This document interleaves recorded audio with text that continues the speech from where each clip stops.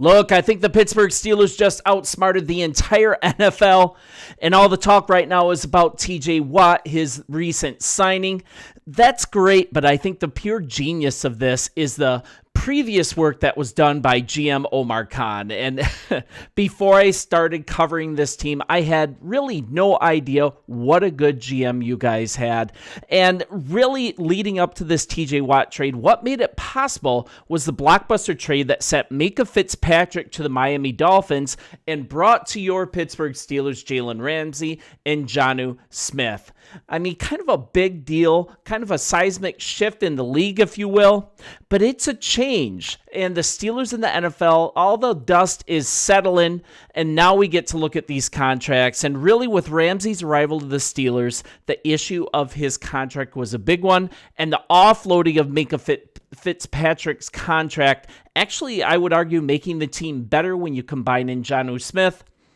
And it's this cap space that's freed up that made it totally possible without a lot of heavy lifting to get this TJ Watt contract signed. So we're looking at this contract. So after the trade was finalized, it was quickly announced that the organization had actually given Ramsey a little bit of a raise for this upcoming season, guaranteeing money to Jonnu Smith. He got exactly the type of deal that he wanted.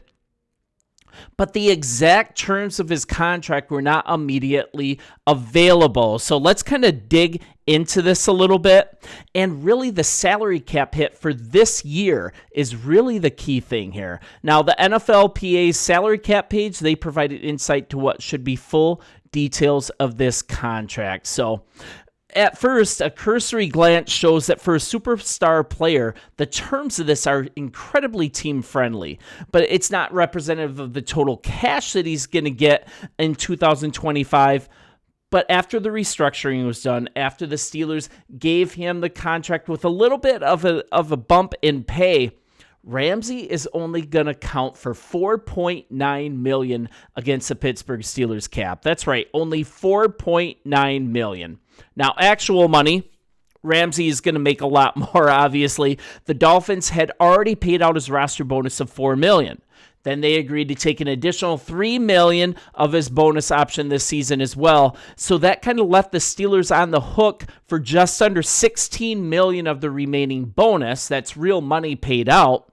But the cap hit is only $4.9 million. Just a really brilliant job by your GM, Omar Khan. And it really laid the groundwork for bringing in TJ Watt without even leaving a burn hole. So now between bonuses and base salary, the Steelers, they're going to spend roughly $19.5 million total on Ramsey this season. And then you factor in the money that the Dolphins paid him as well. He's making a really nice $26.5 million. So don't be feeling sorry for him. The Steelers aren't ripping him off. It's just a matter of structuring this contract so that cap hit is so low. So now we have more salary cap spaces available. I'm going to kind of go to this. It leaves you with a really good look at where the Steelers are at. So after this is happening, the real cap space shows at $32.2 million, but there's a thing called functional cap space. So really the Steelers are still have about $25 million to spend still this year. The nice thing that I like to see, and this is my favorite part right here, this is this dead cap figure of $13.4 million. That's 25th in the NFL. And before this year, the Steelers were under $1 million in dead cap space. Absolutely brilliantly done by your GM, Omar Khan. So now we're looking at this. According to a daily report from the NFLPA, the Steelers began this day today over $25 million in salary cap space. Now you're looking at Ramsey, one of the best cornerbacks in the NFL over the last decade, a 3-time first-team All-Pro in 17, 20, 21, 7-time Pro Bowler from 17 to 23, won the Super Bowl as well with the Rams. You guys know that in 21. He was originally drafted by the Jacksonville Jaguars, a first-rounder in 2016. 2016 sounds like forever, you guys. He's been traded 3 times to the Rams in 19, the Dolphins in 23, and now he is part of your Pittsburgh Steelers. So kind of looking at previous speculation that the Dolphins had to trade Ramsay in a player-for-player deal due to his expensive contract, that might have explained why the Steelers sent away one of the NFL's highest-paid safeties in exchange in Minkah Fitzpatrick. So both defensive backs involved in the trade, I think both guys can be considered past their prime, but immediate production, recent production. Ramsay plus his opportunity on this team to play outside and inside, play some nickel, play some outside. He's incredibly versatile. And then at safety, Pittsburgh, they can handle the safety position. Juan Thornhill is there. Elliott's there to go with him. We've got Castro that's contending. I think they can hold down this safety position.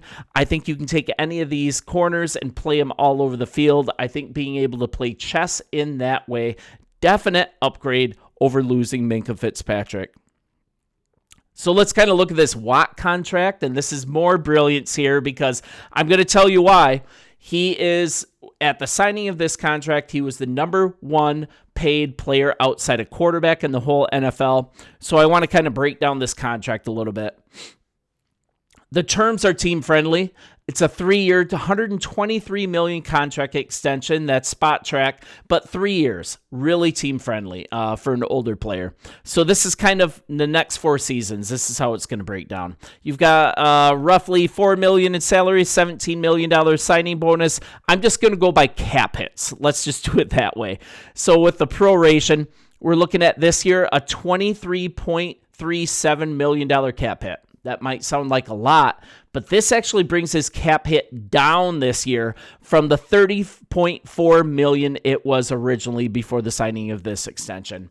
26, it gets to be a little more at $32 million salary plus a $10 million signing bonus. Man, a $42 million cap hit. That's not small. And then the following year, 42, and then the following year, 46. So this is an extension from what he already has. He's under contract for 4 years with $108 million total guaranteed. You might say, Sean, this is like a ton of money. How is this brilliant?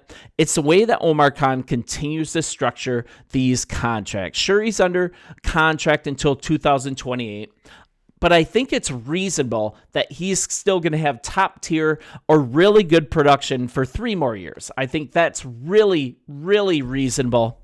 So that brings us to 2027. If the Steelers did decide to cut ties with Watt following 2027, they'd only be on the hook for the $10 million signing bonus. That'd save $36.05 million in cap space. Totally different thing, right? And then Watt's cap hit percentage is a true steal for the Steelers because in 25, let's not look at the raw numbers, what the cap hits are. Let's look at the percentages of total payroll because that's how we got to look at it here. So this year, TJ Watt's cap hit is only going to take up 8.37% of the cap. Now, over the following 3 seasons, when his cap hit is going to jump to like $42 million, right, and above, the cap hit percentages end up being roughly 13, 12, and 12. Still manageable, but these percentages are based on projections for the league's cap in future seasons. The cap's going to rise, right? And you're looking at the past 2 years, the league's cap has grown beyond expectations as well. This is a conservative estimate here. So kind of going back when he signed his last extension, his $28 million was more than 15.3% of the cap. And that's no bueno, right? That's a lot. And now in this team-friendly contract, even though he's being paid a ton, his cap hit is only going to take up 8.3% of the cap this year, almost half. So this is actually a better team deal than the last contract, and that's based on how the dollars are allocated toward the cap and the percentage of the team's cap space that it's allocated to. So with this structure in place, the Steelers now have $32.2 million left in cap space. I'd say that's about $25 million left in functional cap space. The way that he has structured these deals, all of these players addition, the biggest contract in history to DJ, it's just DK Metcalf. It's just pretty incredible the job that he's done. And then to still have $25 million in functional cap space left, essentially. And that's more than enough room to do whatever they want to add to this roster. And whatever they do not use this season, they can roll over into next season. So kind of looking at that again, you are looking at 32.2 in cap space left. That's not functional cap space. That leaves them at 8th in the league.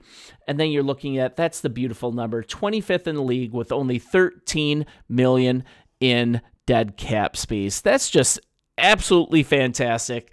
You guys truly have a great GM, because I think the measure of a GM many times is how he structures contracts, how he works with the front office to keep this team healthy. So that's why the Steelers have continued to be able to make the playoffs year after year after year. Haven't won in the first round. I get that, but you guys are blessed to make the playoffs every single year. And now let's hope that you're doubly blessed, because the Steelers are doing everything, making every indication that they are all in for a Super Bowl this year. And we'll see if Aaron Rodgers gets them over the hump. Certainly these defensive additions, I believe out of your 7 draft picks, you've paid 5 of them to fix up this defense. This defensive line is going to be absolutely just... these guys are beasts. I think your defensive line is going to be fantastic. It's hard to find a better cornerback room than what you have, even though some of these guys are longer in the tooth. I think it all comes down to Aaron Rodgers, and also, is Caleb Johnson really the fit that I think he is at running back? I think he is. Let's toss in some receiver help, and I think we're just fine. Jonnu Smith is ample. I think another major thing this year is Roman Wilson. I think he's going to develop into your slot option, but we'll definitely see. And I actually think Calvin Austin is a sneaky good number 2 wide receiver. I don't think we're going to be halfway through the season and say, hey, I wish we still had George Pickens janking up the locker room. So you guys let me know, as you always do in the message boards, what you think about this. It's fun covering your team from an outsider's perspective, a non-fan view. I hope it's impartial. I hope it's helpful. And if it is, hit the subscribe button. Would love to have you aboard as we build this channel. We're still young here. You guys enjoy the off-season. Training camp is just around the corner, and I absolutely can't wait. See you guys later.